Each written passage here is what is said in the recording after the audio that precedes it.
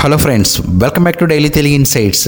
Cricket అభిమానులు ఎప్పుడెప్పుడని ఎదురు చూస్తున్న ఐపీఎల్ మెగావేలం ప్రారంభమైంది.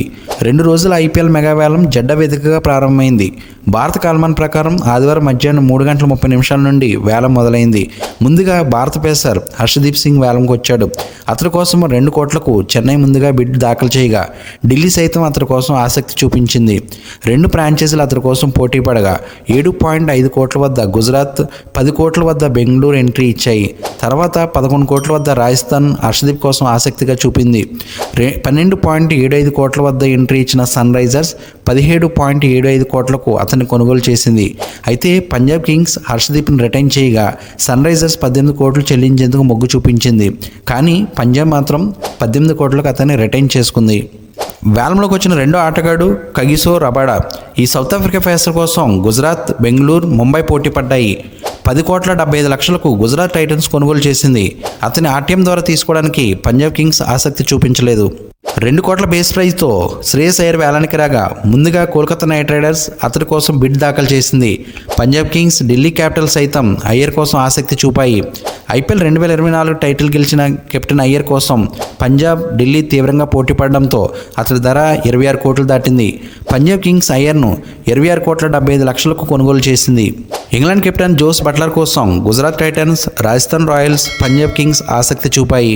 చివరకు 15,75,00,000కు గుజరాత్ టైటన్స్ బట్లర్ను సొంతం చేసుకుంది. గత వేలంలో మిచెల్ స్టార్క్కు అత్యధిక ధర కొనుగోలు చేసిన కోల్కతా ఆసీస్ పేసర్ కోసం మళ్లీ ఆసక్తి చూపింది. 10 కోట్ల వరకు అతడి కోసం బిడ్లు దాఖలు చేసింది. కానీ 11 కోట్లకు ఆర్సీబీ అతన్ని కొనుగోలు చేసింది. తొలి సెట్లో చివరి ఆటగాడిగా రిషబ్ పంత్ వేలానికి వచ్చాడు. అతడి కోసం ఆర్సీబీ, లక్నో పోటీ పడ్డాయి. సన్ రైజర్స్ కూడా పంత్ కోసం ఆసక్తి చూపింది. 20,50,00,000కు పంత్ కోసం ఆరెంజ్ ఆర్మీ బిడ్ దాఖలు చేసింది. చివరకు 20,75,00,000కు లక్నో అతన్ని దక్కించుకుంది. కాగా ఢిల్లీ క్యాపిటల్స్ పంత్ కోసం ఆర్టీఎం ఉపయోగించింది. అయితే 27 కోట్లు ఆఫర్ చేసిన లక్నో సూపర్ జైంట్స్ పంత్ని దక్కించుకుంది. ఐపీఎల్ 2025 వేలంలో 2 సెట్లో స్టార్ పేసర్ మహమ్మద్ సమీ ముందు వేలానికి వచ్చాడు. కోల్కతా నైట్ రైడర్స్ 9,75,00,000 వరకు సమీ కోసం బిడ్లు దాఖలు చేయగా 10 కోట్లకు బిడ్ వేసిన సన్ రైజర్స్ అతన్ని దక్కించుకుంది. సమీ కోసం ఆర్టీఎం ఉపయోగించడానికి గుజరాత్ టైటన్స్ ఆసక్తి చూపించలేదు. డేవిడ్ మిల్లర్ను 7,50,00,000కు లక్నో సూపర్ జైంట్స్ కొనుగోలు చేసింది. ఆర్టీఎం ఉపయోగించడానికి గుజరాత్ టైటన్స్ ఇష్టపడలేదు. దీంతో మిల్లర్ను లక్నో సొంతం చేసుకుంది. భారత స్పిన్నర్ యుజ్వేంద్ర చాహల్ కోసం పంజాబ్, లక్నో మధ్య పోటాపోటీ బిడ్డింగ్ సాగింది. సన్ రైజర్స్ 17,75,00,000 వరకు ఆఫర్ చేయగా పంజాబ్ 18 కోట్లకు చాహల్ను దక్కించుకుంది. హైదరాబాదీ పేసర్ మహమ్మద్ సిరాజ్ను 12,25,00,000కు గుజరాత్ టైటన్స్ కొనుగోలు చేసింది. ఇంగ్లాండ్ క్రికెటర్ లియామ్ లివింగ్స్టన్ కోసం చెన్నై, ఆర్సీబీ పోటీ పడ్డాయి. బెంగళూరు అతన్ని 8,75,00,000కు కొనుగోలు చేసింది. ఇక రెండో సెట్లో కేఎల్ రాహుల్ వేలానికి రాగా ముందుగా కోల్కతా, బెంగళూరు అతడి కోసం బిడ్లు దాఖలు వేశాయి. తర్వాత ఢిల్లీ, చెన్నై రేసులోకి వచ్చాయి. చివరకు 14 కోట్లకు ఢిల్లీ క్యాపిటల్స్ రాహుల్ను సొంతం చేసుకుంది. ఐపీఎల్ వేలం 3 సెట్లో ఇంగ్లాండ్ యువ బ్యాటర్ హ్యారీ బ్రూక్ ముందుగా వేలానికి వచ్చాడు. 2 కోట్ల ప్రాథమిక ధరతో వేలానికి వచ్చిన బ్రూక్ కోసం చెన్నై, పంజాబ్ కింగ్స్ ఆసక్తి కనబరిచాయి. కానీ 6,25,00,000కు ఢిల్లీ క్యాపిటల్స్ బ్రూక్ను సొంతం చేసుకుంది. సన్ రైజర్స్ మాజీ కెప్టెన్ ఐడెన్ మార్క్రమ్ను 2 కోట్ల ప్రాథమిక ధరకే లక్నో సూపర్ జైంట్స్ సొంతం చేసుకుంది. న్యూజిలాండ్ ప్లేయర్ డెవన్ కాన్వేను 6,20,00,000కు చెన్నై సూపర్ కింగ్స్ సొంతం చేసుకుంది. కాన్వేను చెన్నై ఇటీవల వేలంలో వదిలేసిన సంగతి తెలిసిందే. 75 లక్షల ప్రాథమిక ధరతో వేలానికి వచ్చిన రాహుల్ త్రిపాఠి కోసం చెన్నై తొలి బిడ్లు దాఖలు చేసింది. కోల్కతా కూడా తమ పాత ఆటగాడి కోసం ఆసక్తి చూపింది. చివరకు 3,40,00,000కు సిఎస్కే త్రిపాఠిని దక్కించుకుంది. 2 కోట్ల ప్రాథమిక ధరతో వేలానికి వచ్చిన డేవిడ్ వార్నర్ను అన్సోల్డ్గా మిగిలిపోయాడు.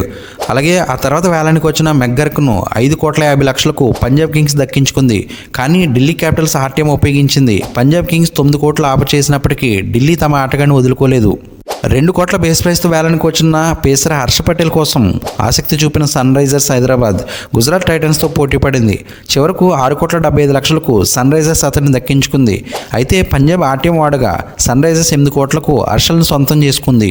న్యూజిలాండ్ ఆటగాడు రచిన్ రవీంద్ర 1,50,00,000 ప్రాథమిక ధరతో వేలానికి వచ్చాడు. పంజాబ్ కింగ్స్ 3,25,00,000కు అతను సొంతం చేసుకోగా చెన్నై ఆర్టీఎం ఉపయోగించి 4 కోట్లకు తిరిగి దక్కించుకుంది.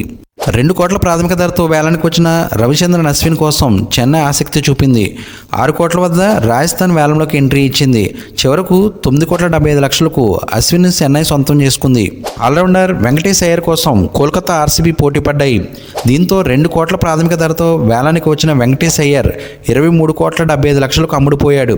తమ ఆటగాడిని తిరిగి దక్కించుకోవడానికి కోల్కతా నైట్ రైడర్స్ భారీ ధర పెట్టింది. ఫలితంగా ఈ ఐపీఎల్ వేలంలో అత్యధిక ధర పలికిన 3వ ఆటగాడిగా వెంకటేష్ అయ్యర్ నిలిచాడు. ఆస్ట్రేలియా ఆల్రౌండర్ మార్కస్ స్టోయినిస్ కోసం చెన్నై, బెంగళూరు పోటీ పడ్డాయి.